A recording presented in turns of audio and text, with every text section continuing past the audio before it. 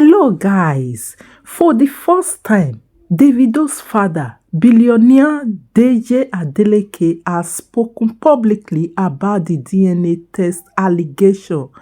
He said that Kemi Olulola has been the one alleging that Davido is the father of Anu.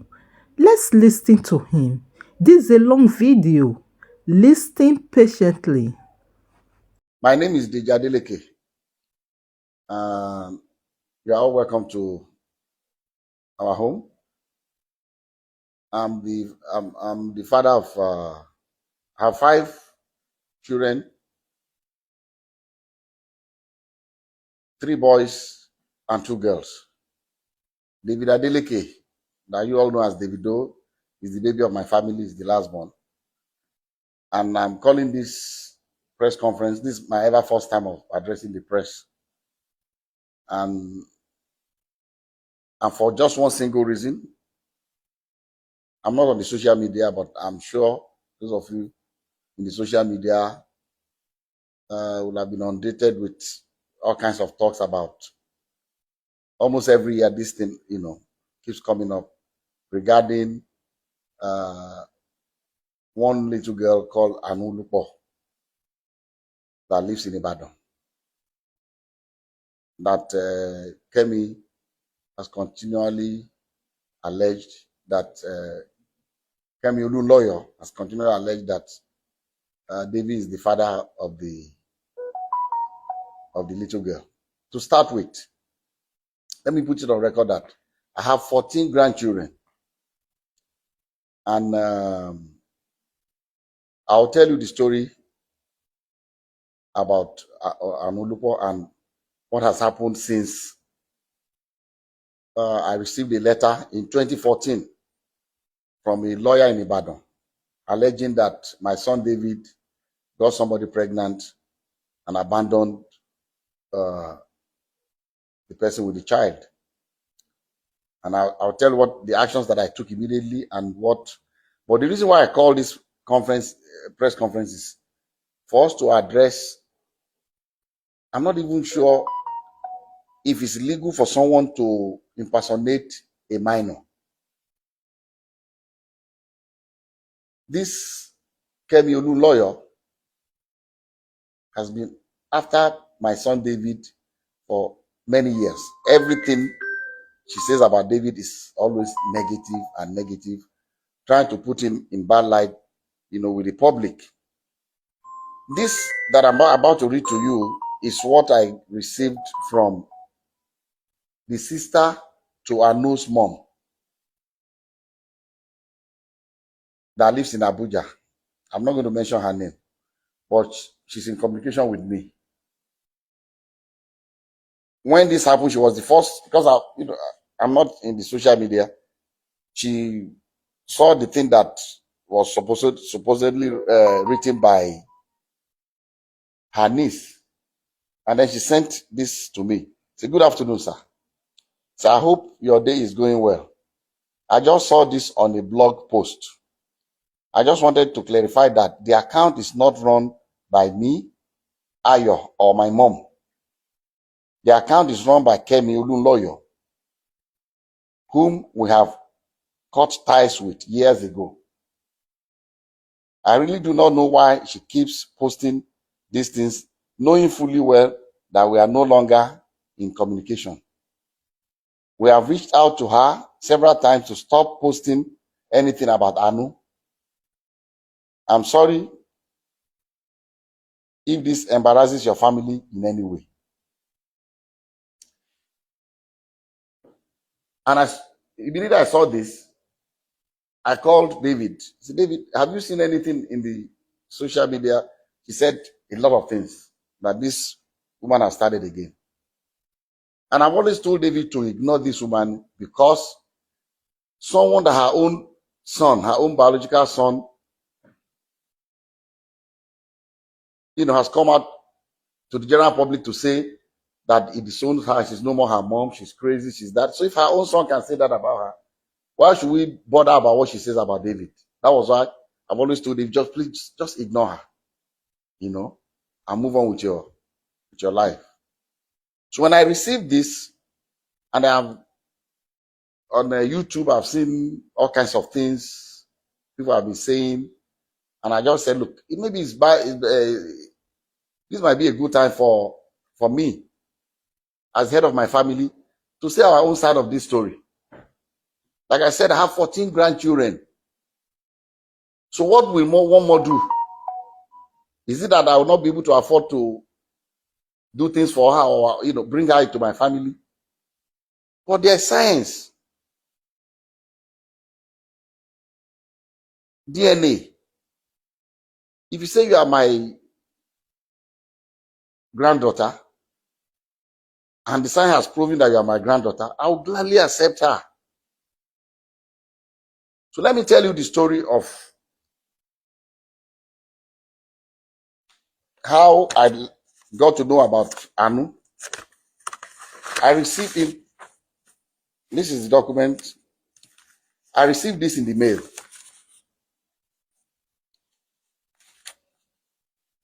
Through DHL to my office. This is the DHL sent to me by Bandele A. Aiku and Co.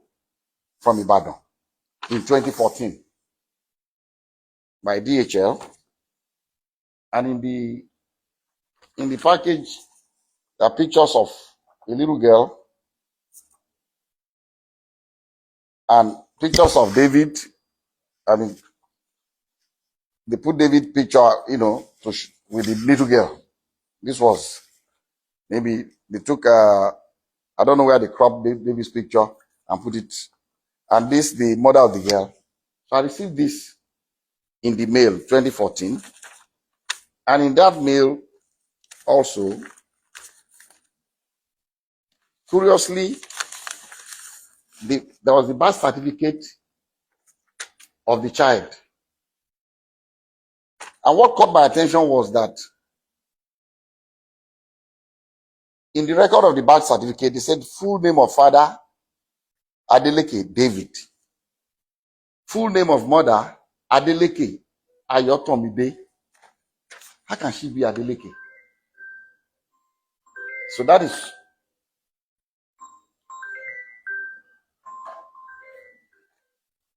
that caught my attention. And then also in that DHL package was this letter from the grandmother of Anu, with her telephone number. I'm going to still show everybody up close so you can see everything. And he wrote, "Dear sir, I know you and your family are in good health and your work is thriving well because the Lord has been good to you, so I do not expect otherwise. Sir, I'm a widow with 2 daughters. I lost my husband 13 years ago and have single-handedly raised both of them with the help of God, but still having been, but it has been very challenging. Early last year, my eldest daughter, Ayotomide, informed me that your son, David Adeleke, was responsible for her pregnancy. Their meeting occurred when your son came to Ibadan for a show. I sat with her as a mother to me so many times that your son is indeed the father of her child. She put to bed on November 19, 2013 and gave birth to a baby girl. So I'm not trying in any way to extort you, but to ask that your son steps up for paternity tests to confirm and take full responsibility of his daughter. I'm also not asking your son to marry her at all. Contained in this envelope are pictures of the baby and my daughter. Sir, I know you are a God-fearing man, and I plead with you for the sake of the pain that a widow goes through to raise our children, that you give me a quick and favorable response. Thank you and God bless you." Immediately I saw this letter, even before calling David, before telling David, about this, that I called this woman and I said, "Look, I've not spoken to my son yet, but I'm going to speak to him. But I'll suggest to you to give me your address in Ibadan. I'll send my driver to come and know where you live. But I can assure you that if this girl is my granddaughter, you have no problems with me. I will welcome her into my family happily. She was happy. She gave me her address. I gave the address to my driver. My driver went to Ibadan the next day to know exactly where they live. And I told her that, look, the hospital that I use in Lekki here is an Indian hospital, Vedic hospital. That's where I do my checkups and everything. And that I can ask the hospital to arrange for a DNA test. So when I went to the hospital, I went there myself. The hospital told me that they don't actually do the DNA test in-house, but there's a clinic that they partner with that they will invite to take samples of both the child and the father. But these samples will be sent to South Africa for analysis. A laboratory in South Africa, because it's not done in Nigeria. I don't think they have a lab in Nigeria that can do the DNA analysis. And I said, okay. And I called her, gave her the information that anytime they are ready, I'll send my driver to pick you up from Ibadan. So on the appointed day, I sent my driver to Ibadan very early.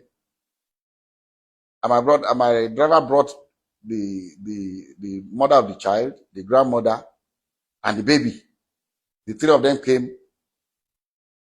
And because my driver knows Vedic Hospital, they came in. They were already there before I came in with. I asked David to come here, and Lati, his aide. So David, myself, and Lati went, and we met them at Vedic Hospital. We went upstairs, and the Indian doctor said, he will allow only David, myself, the grandma, the mother of the baby, and the child. And Lati can wait. So we're all in the same room, and he told us the procedure.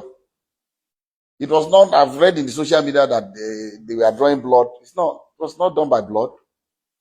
It was from their saliva in their mouth. So they brought the thing and swapped David's and put it in the container and sealed it. Swapped the baby's own and sealed it. And they told us that these samples will be sent to South Africa for analysis.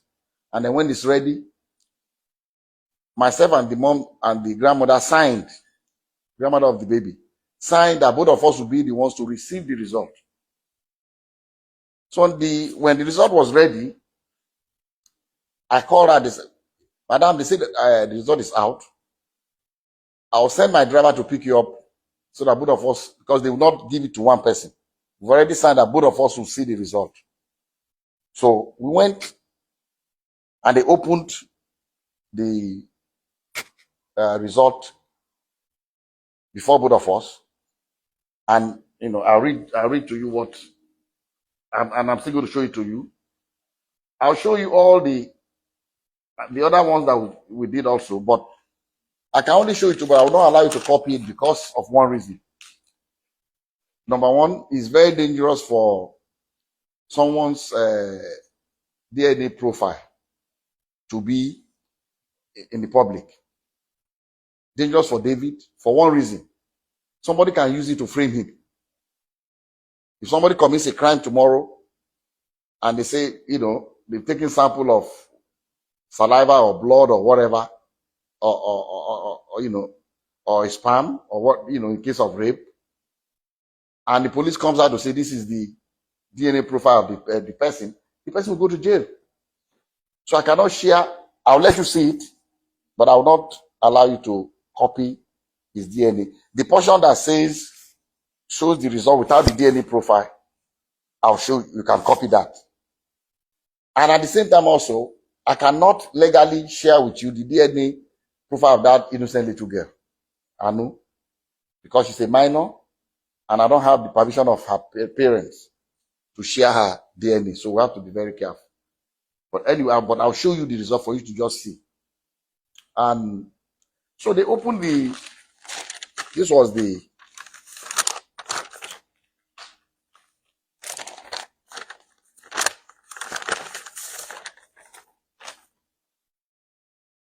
This was the first DNA. This is the original copy that I was giving one, and the grandma was giving another one. And at the end of the whole story, they wrote here that probability of paternity 0.00%. And the mom asked the lab guy that what does this mean? He said it means that David is not the father of this child. And she was really disappointed. She broke down. She was crying, the grandmother. And then, okay, I skipped a point. When when we first got to Vadic Hospital with David, and David saw the girl, David told, he said, Daddy, I've never seen this girl before. And what I told David, I said, look, I don't want to listen to you. Whether you seen her before or not, all I want is this DNA test. I don't want to know the story. I don't know what happened. I don't want to know. As if this girl is our child, I'm taking her. That was settled. And David was, asked the girl, have you seen it? I said, stop, don't talk to her. So that would be, it's like you're harassing her. Don't. So the girl was very quiet. Girl, she didn't say anything. She kept quiet. So we went. So the mom was disappointed, was crying that the result was not what she expected. And I told her, I said, look, people can make mistakes. Maybe they made a mistake in the lab. Maybe there's something. What I would suggest to you is let us do 2 more tests. I'll advise that you please stay in Lagos for 1 week. I'll pay for your hotel. Since the baby is here, the mom is here, the 3 of you should stay. Find 2 more reputable places. I don't know where else. This is the only place I come that can do this DNA test in Nigeria. So that I can go there and do it before. So I give some money to my driver. Go and get the hotel. Make sure they are comfortable. Give them some money to keep. And if you want the driver to drive around. So, guys, you have heard from Davido's father how himself followed Davido and the little girl and also the girl's mother to do the DNA. What do you think about this video? Omo, this matter go long go. This DNA matter will be very long. Though I'm very sorry for the little girl.